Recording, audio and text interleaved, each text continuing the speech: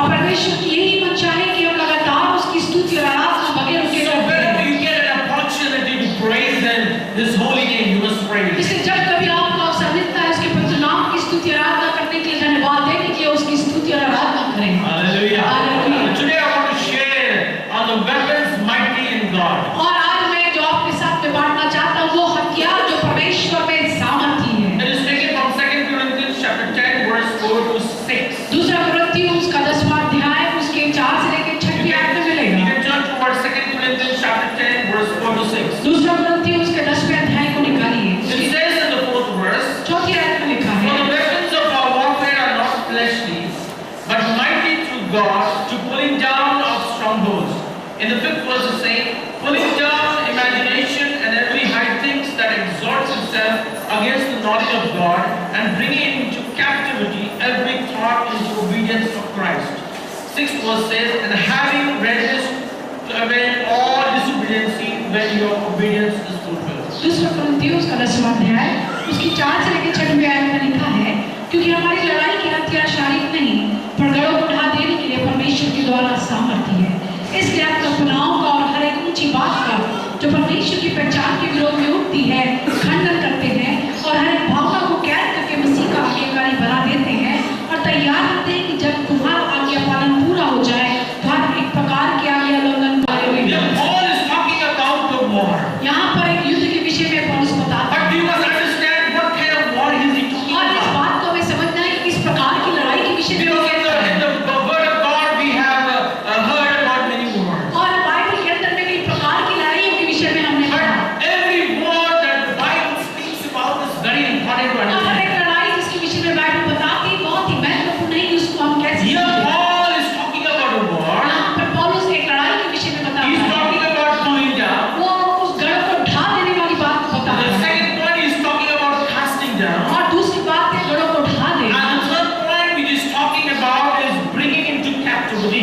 और तीसरी बात मसीह की अधीनता में ला देना। So we must understand the war and we must understand the weapons that we can use against this war. और इसलिए आवश्यक है कि उस लड़ाई को हम समझें और उस लड़ाई के अंदर में इस्तेमाल करने वाले हथियार के विषय में हम There is समझें। an internal war, there is an external war. एक अंदरूनी लड़ाई होती है और एक बाहरी रूप से लड़ाई Now, होती the Bible says in Romans chapter 7 verse 23, है। रोमियो की पत्री उसका 7 अध्याय उसकी 23वें आयत में बाइबल कहती है, but I see another law in my members, warring against the law of my mind and bringing me into captivity to the law of sin being in my members. Romeo की पत्री उसका 7 अध्याय उसकी 23वें आयत में Bible कहती है, परंतु मुझे अपने अंगों में दूसरे प्रकार की व्यवस्था दिखाई पड़ती है जो मेरी बुद्धि की सब कुछ शुद्ध तो है परंतु उस मनुष्य के लिए बुरा है जिसको उसके भोजन से ठोकर लगती है।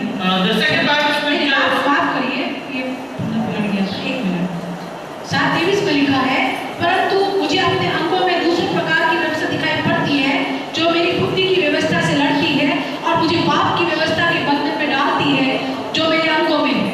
Now the second scripture which I am giving is 1 Peter chapter 2 verse 11. और दूसरा शास्त्र में से जो मैं बताता हूँ वो है पहला पत्रस उसका It says, दूसरा dearly beloved, I exhort you as temporary residents and pilgrims to abstain from fleshly lust which war against the soul. और ये मेरे भाई और बहनों मैं तो यहाँ पर अस्थायी रूप से हूँ और तुम्हें इस बात की चेतावनी देता हूँ कि जो तुम्हारा मन है वो बंधुआई में है और पाप के बंधुआई में वो पड़ा हुआ है। In this scripture, the Bible is speaking about war in the inside. और यहाँ पर बाइबल में पवित्र शास्त्र में अंदरूनी जो लड़ाई चलती है उसकी Because your soul and your mind is involved in it. क्योंकि आपका जो दिमाग है और आपका जो प्राण है वो उसमें लगा That हुआ है brings us into that sinful habit. जो कि पाप में आदत में हमें But डालता है। in this text which I am sharing, there is a war which is an external war. और जो चीज को मैं आपको बता रहा हूँ वो एक बाहरी लड़ाई है। And this war, many times we get into it and we are not able to identify that we are in this war. और कई बार ऐसा होता है कि इस लड़ाई में हम पड़ जाते हैं लेकिन हम इस बात को समझने में चूक जाते हैं कि हम तो लड़ाई में So आ when चुके you हैं। are in this war, you should know what kind of weapons can you use to diffuse those things. और जब आप इस युद्ध वाली स्थिति में आते हैं तो आपको जानना आवश्यक है कि किस प्रकार के हथियार को आपको उस समय में इस्तेमाल करना Then होगा। Paul writes in the 2 Corinthians chapter 10 verse 4 onwards, he is speaking and he is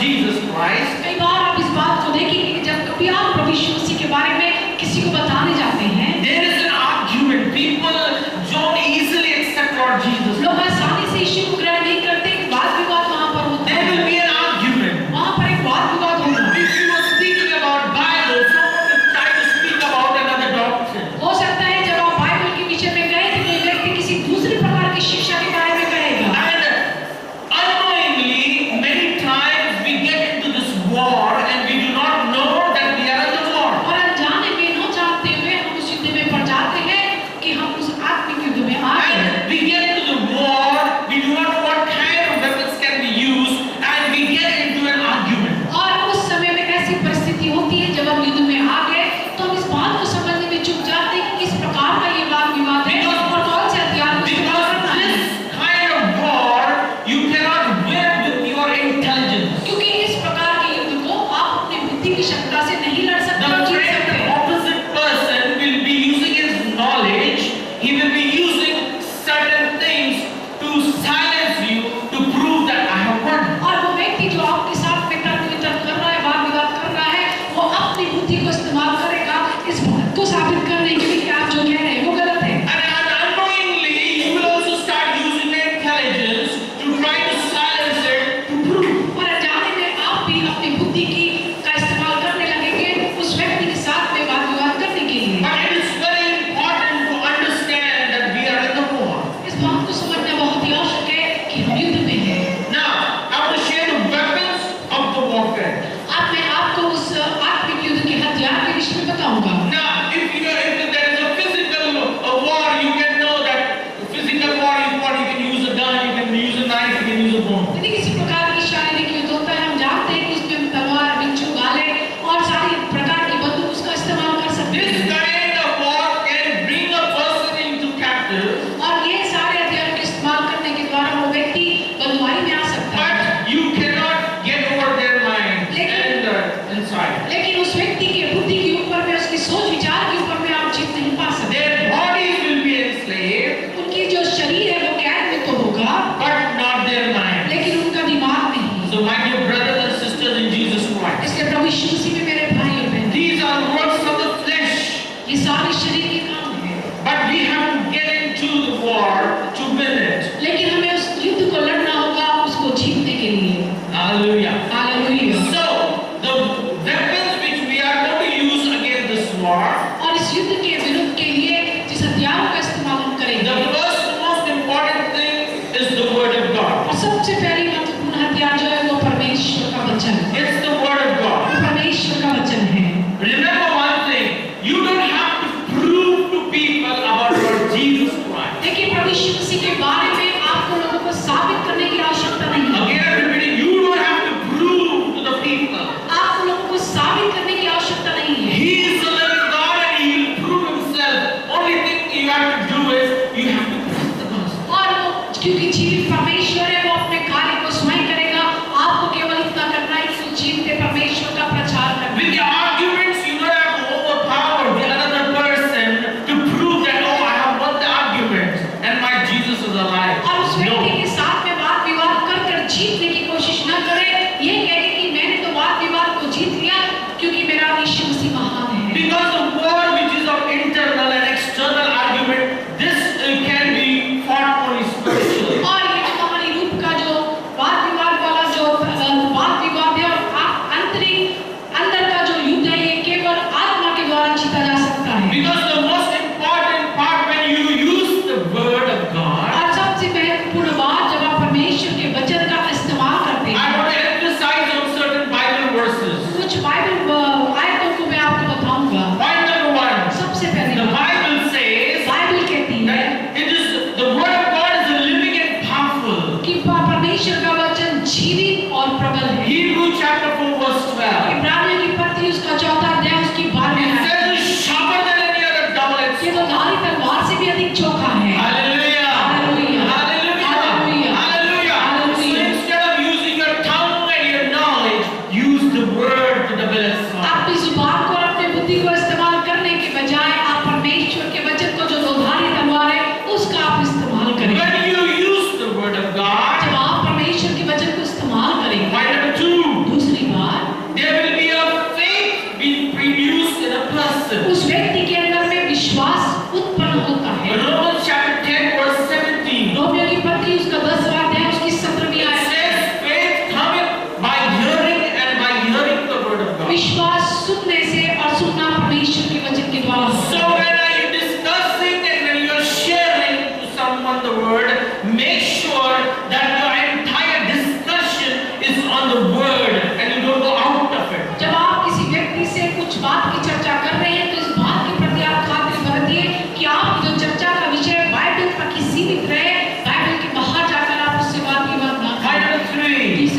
it will cause a person to be born again. और उस परमेश्वर के वचन को सुनने के द्वारा उस व्यक्ति को मदद मिलेगी नया जन्म पाने के लिए। Hallelujah. Hallelujah. Hallelujah. Hallelujah. When you will share continuously the word of God, the word of God will convict that person. जब आप लगातार परमेश्वर के वचन को उस व्यक्ति के साथ में बांटेंगे, परमेश्वर का वचन उस व्यक्ति के मन को घायल If करेगा। you use the word of God and not your mind, यदि आप परमेश्वर के वचन को इस्तेमाल करें बजाय इसके कि आप अपने बुद्धि you को can इस्तेमाल take him करें, to a stage that he will become a born again Christian. एक ऐसे स्तर तक आप उसको लेकर जाएं, उसकी अगुवाई करें कि वो यीशु मसीह को ग्रहण करे और एक नया जन्म पाए। Hallelujah. Hallelujah. It says in Ephesians chapter 4 verse 15 इफिसियों की पत्री उसका चौथा अध्याय उसकी 15वीं आयत में बात that we must speak the truth of love of God. कि परमेश्वर की प्रेम की सत्यता के विषय में हमें बताना है। So when you are presenting Lord Jesus Christ to someone, जब आप किसी व्यक्ति को प्रभु यीशु मसीह के विषय में बता रहे हैं, there should not be any compromising situation. उस समय में कोई समझौता करने वाली परिस्थिति ना हो। You are supposed to speak the truth and the truth and the truth. और आपको केवल सच्चाई सच्चाई और सच्चाई को ही And कहना the है। truth is Lord Jesus और Christ. जो सच्चाई है वो है प्रभु यीशु मसीह। So John chapter 14 verse 6 says, क्योंकि यूहन्ना सुसमाचार उसका 14वां अध्याय उसकी Jesus said, I am the way, I am the truth, and I am the life. यीशु मसीह ने कहा मार्ग सत्य और जीवन में ही हूँ। John chapter 8 verse 32 says, यूहन्ना सुसमाचार उसका 8वां अध्याय उसकी 32वीं आयत when you shall know the truth shall set कि you जब free. तुम सत्य को जानोगे सत्य तुम्हें आजाद So you करेगा। have to tell the truth. इसलिए आपको आवश्यक है कि आपको सच्चाई There बोलना है। should not be any compromising in the word of God. परमेश्वर के वचन के साथ किसी प्रकार का समझौता नहीं। Hallelujah. Hallelujah. Hallelujah. Hallelujah. Hallelujah. Hallelujah. Hallelujah. Hallelujah. Are you getting me? What क्या I'm आपको saying? समझ रहा है जो मैं आपको कह रहा हूँ? If you get it, what I'm saying, say amen. यदि आपको समझ रहा है कि मैं जो कह रहा हूँ तो जोर से हाथ उठा के कहिए आमीन। समझ में आया कि समझ गया? आया तो हाथ उठा के बोलिए कितने ना लोगों को आमीन। समझ में? How many people understand what I'm saying? कितने लोग समझ रहे हैं जो मैं बोल रहा हूँ? Hallelujah. Hallelujah. Praise the Lord. Praise the Lord. Praise the Lord. Praise the Lord. Praise the Lord. Praise the Lord. The effectiveness of having the whole armor of God. परमेश्वर के हथियार को अपने पास रखने का क्या प्रभाव होता है उसको देखते हैं। See, as a soldier, it is very important that we should have the entire weapon. एक सैनिक एक योद्धा होने के नाते बहुत ही महत्वपूर्ण है कि परमेश्वर के सारे हथियार के साथ में वो परिपूर्ण रहे। We must have the sword of the Spirit. हमारे पास में आत्मा की तलवार। Hallelujah. Hallelujah. Hallelujah. Hallelujah. It is very important. बहुत ही महत्वपूर्ण। Another one weapon which we should have is एक और प्रकार का हथियार जो आवश्यक है कि वो हमारे पास हो। the fruit of the Spirit. वह पवित्र आत्मा का That is फल। found in Galatians chapter 5 verse 22 to 23. गलतियों की पुस्तक उसका 5वां अध्याय उसके 23 से लेकर 24वीं आयत पे हम लोग Oh, पढ़ते the हैं। fruit of the Spirit is very, very important. और पवित्र आत्मा के जो फल है वो बहुत ही It is महत्वपूर्ण है। very, very important. बहुत ही महत्वपूर्ण है। Because without the fruit of the Spirit, क्योंकि पवित्र आत्मा के फल के बगैर you will not be able to convict or to tell anybody about the word of आप God. परमेश्वर के वचन को किसी व्यक्ति को सुना नहीं पाएंगे। Because you need humility, you need patience, क्योंकि आपको नम्रता की आवश्यकता है। you need love, you need kindness, आपको उदारता और प्रेम की आवश्यकता you है। need self-control. आपको अपने आप पर संयम The बरतना है। 9 fruits of the Holy Spirit should be inside of you. पवित्र आत्मा के वो 9 फल आपके अंदर होने चाहिए। Hallelujah. Hallelujah. Hallelujah. Hallelujah. See, sometimes someone is arguing with you. देखिए जब कोई व्यक्ति आपके साथ में वाद विवाद It करता always है, happens that you get into a heated argument. ऐसा होगा कि बड़ी गर्माहट वाला वाद विवाद में आप पड़ जाएंगे। And very soon you'll find you lose your temper. और एकदम जल्दी में आप पाएंगे कि आपने अपने आप को खो दिया। Hallelujah. Hallelujah. That person starts, raising his voice. वो व्यक्ति अपनी आवाज को बढ़ाने You also start raising your voice. आप भी अपनी आवाज को बढ़ा लेंगे। Hallelujah. Hallelujah. Hallelujah. Hallelujah. Very soon you'll find there is a fight going on. और फिर जल्दी ही आप इस बात को देखेंगे कि आप दोनों लड़ पड़े। Hallelujah. Hallelujah. This war, you have to win it by the attitude and the characteristics of Jesus Christ. ये जो युद्ध है आत्मिक, आपको यदि उसको जीतना है तो आवश्यक है कि आप प्रभु यीशु मसीह का स्वभाव और उसके चरित्र उसके साथ में ही उसको आप If जीते। you don't have humility, you don't have patience, if you don't have self-control, immediately your flesh will take over and you will find that instead of presenting Lord Jesus Christ, you will be fighting. यदि नम्रता, उदारता, प्रेम, शांति, धीरज, संयम यदि ये पवित्र आत्मा के फल आपके अंदर में नहीं है तो तुरंत ही आप देखेंगे कि आपका जो शरीर है वो आपकी आत्मा पर कब्जा कर लेता है और आप विकार की बात विवाद में पड़ जाते हैं। Hallelujah. Hallelujah. Hallelujah. Hallelujah. I don't think so there is anybody seated here who have ever never gone through arguments. और मैं ऐसा नहीं सोचता कि यहाँ पे जो आप लोग बैठे हैं उनमें से कोई भी ऐसा व्यक्ति है जो अपनी जिंदगी में कभी आपने किसी के साथ में वाद विवाद नहीं किया And है। when you see when there is an argument,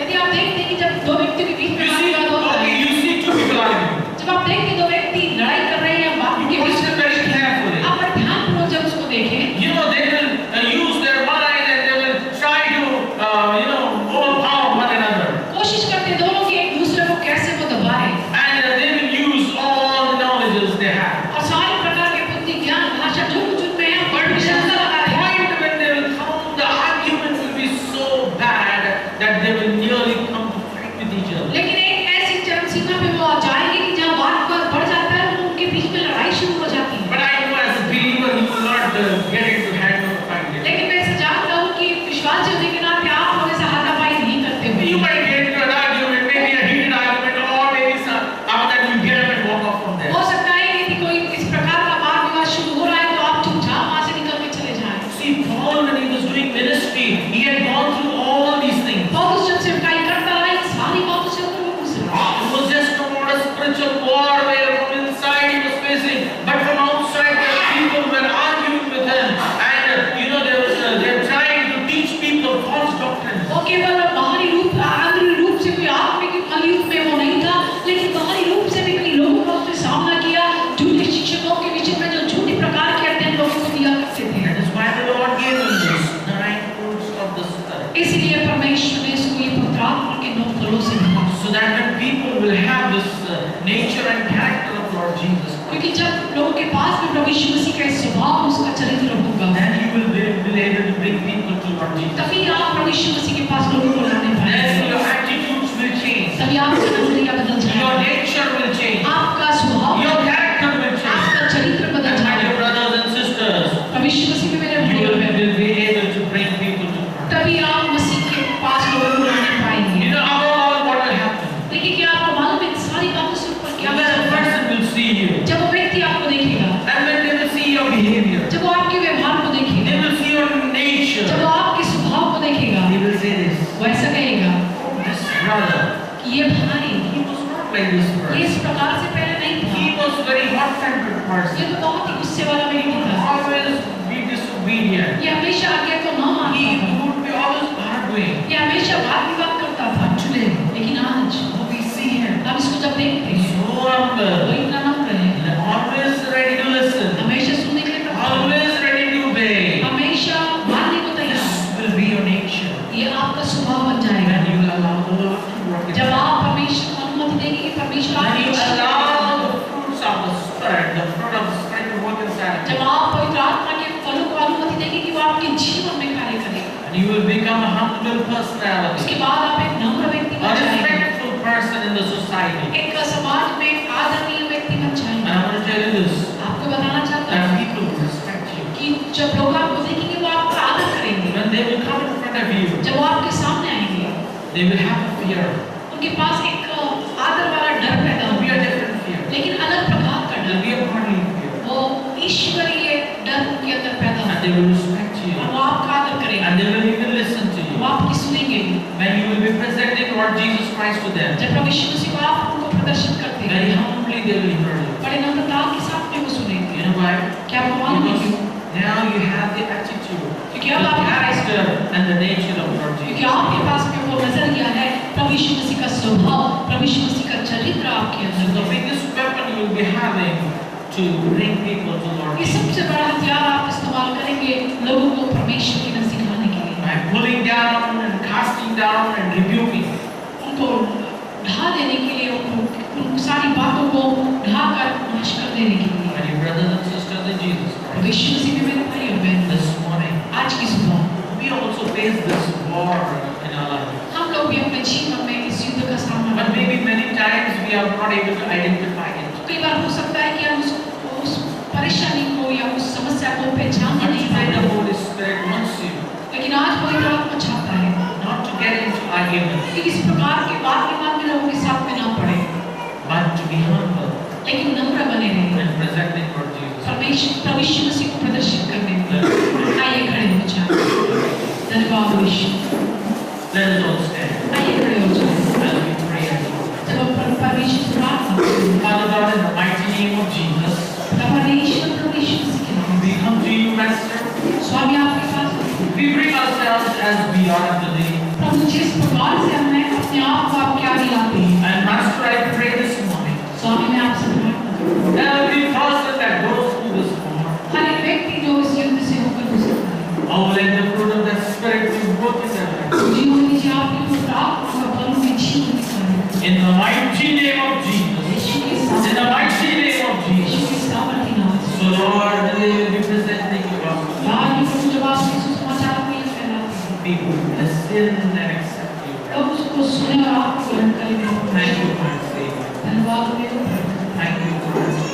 तो मेरी प्रार्थना को तो नहीं In the mighty name of Jesus, I pray. Yeshu